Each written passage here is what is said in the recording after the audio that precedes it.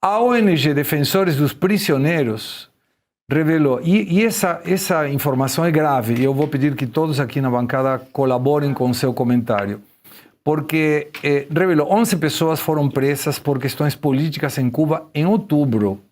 A superlotação, a tortura e a proliferação de doenças infecciosas causaram a morte de centenas de presos políticos em todo o país. A organização, reconhecida por seu trabalho na documentação e defesa dos direitos humanos, alertou para o agravamento da repressão estatal em Cuba, que agora afeta não apenas ativistas, mas também a cidadãos sem filiação política. Professor Soano, e os direitos humanos? E as ONGs daqui que criticam a polícia, por que não aparece nenhuma por aí defendendo os cubanos? Eu gostaria que, inclusive, essa ONG, ela viesse aqui e falasse dos prisioneiros do 8 de janeiro.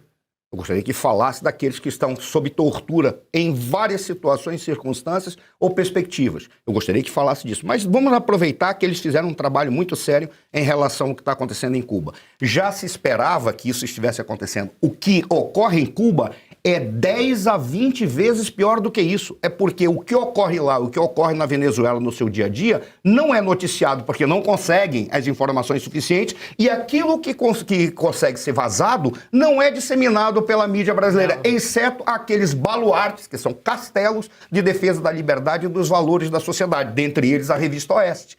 Porque não é, mas o que está acontecendo lá é 10 vezes pior do que isso. Mas, pelo menos, mostra para os indivíduos qual é a real situação de Cuba, em especial para aqueles marxistas de beira de praia, para aqueles indivíduos que ficam brincando de socialismo sem saber o que é socialismo e defendem esse modelo de Estado como se eles trouxessem a liberdade, como se ele trouxesse a fartura, como se ele trouxesse a solução da sociedade como um todo.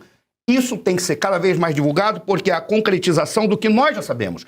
Qualquer modelo socialista produz uma economia que empobrece o povo e produz um regime político que tem como única função cobrir a sociedade como um todo totalitariamente e impor as suas convicções com base na violência, porque ele não pode admitir nem a dissensão, nem a crítica, nem um questionamento. Porque se o fizer, fica claro para todos que aquilo está errado e eles são obrigados a ceder e serem presos.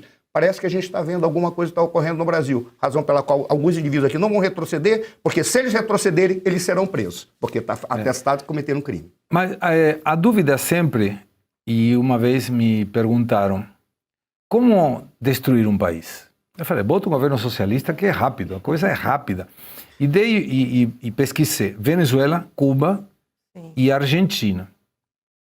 E em Cuba, e vou passar umas informações que eu espero lembrar de memória, porque eu utilizei inclusive na peça de teatro sobre Cuba. Antes da Revolução Cubana, Cuba tinha um PIB de $11.300 por ano, per capita. Nós estamos falando de 1950, a Revolução foi em 1951. $11.300 per capita não é o ingresso per capita hoje, o PIB per capita hoje no Brasil não chega a $11.300. Estamos falando de 1950.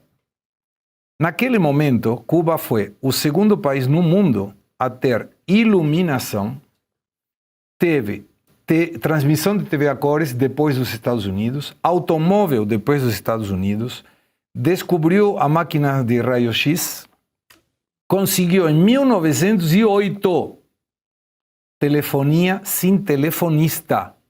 Eu lembro quando eu estava aqui no começo da minha moradia aqui, da minha residência no Brasil, eu tinha que ligar 107 para ligar a cobrar ou ligação internacional.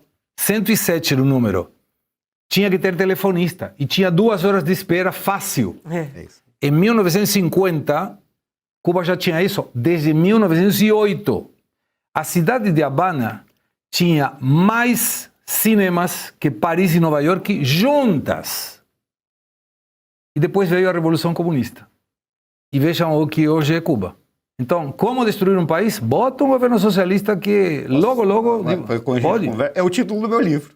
Como destruir um país, uma aventura socialista. Maravilhoso, maravilhoso. Mas, voltando a esse assunto à pauta, cadê os direitos humanos, Duda? Não existe. Não existe porque não são humanos, são inimigos da revolução. Então não se aplica. Não sei, é que nem aqui. Não existe direitos humanos, são inimigos da democracia. Não, estão indo contra o Estado Democrático de eles Direito. atentam contra o Estado Democrático de Direito aqui no Brasil ou lá em Cuba, eles atentam contra a revolução, né, contra a liberação do capitalismo yankee norte-americano, o imperialismo norte-americano. Então não existe. Agora, é bizarro quando você escuta o discurso esquerdista, né, da extrema esquerda, porque eles batem na tecla da saúde e da educação de Cuba. Eles falam que não, porque a saúde de Cuba é melhor que a do Brasil. A educação de Cuba é melhor que a do Brasil. Recentemente tem um pessoalzinho no TikTok, pra galera que é mais jovem, vocês provavelmente já viram. É um grupo de umas 2 ou 3 pessoas que não são políticos nem nada, não tem nem como dizer que são de direita. E eles viajaram pra Cuba pra turistar. E eles estão fazendo uma série de vídeos mostrando como que é o lado turístico de Cuba e o lado onde as pessoas moram mesmo em Cuba e parou no tempo. Parece que tá em 1950, só que imagina todos aqueles carros bonitos e coloridos, enferrujados, parados no meio da rua, todos aqueles prédios bonitos e coloridos caindo aos pedaços, com um monte de gente sem papel higiênico morando dentro e o país inteiro afundado na pobreza. Quando você chega perto da parte turística, quando você chega perto de onde Dias-Canel mora, essa galera mora, é tudo bonito, brilhante, limpinho, branquinho. Então, é lamentável que justamente a galera que bate tanto na tecla da fake news e que é a extrema-direita dissemina fake news, etc., são os que mais se empenham em mentir pro resto do mundo sobre a real situação de uma das maiores ditaduras socialistas que tem. Isso se aplica à Venezuela, isso se aplica à Nicarágua, antes do Javier Milei entrar, se aplicava à Argentina e hoje se aplica ao Brasil também. Existe um esforço imenso para impedir que o resto do mundo tenha noção da real situação de todos esses países, Brasil incluso. Ottoboni Oliveira, que está nos acompanhando, sempre atento, menciona que Cuba foi o primeiro hotel a ter todos os quartos com ar-condicionado. E complementa, o Hotel Riviera, em 1951. Esqueci de mencionar. O primeiro hotel a ter ar-condicionado em todos os quartos foi cubano. 1951, Hotel Riviera. Aí você imagina o que estaria Cuba hoje se não tivesse tido o Fidel e não... Não, absoluto.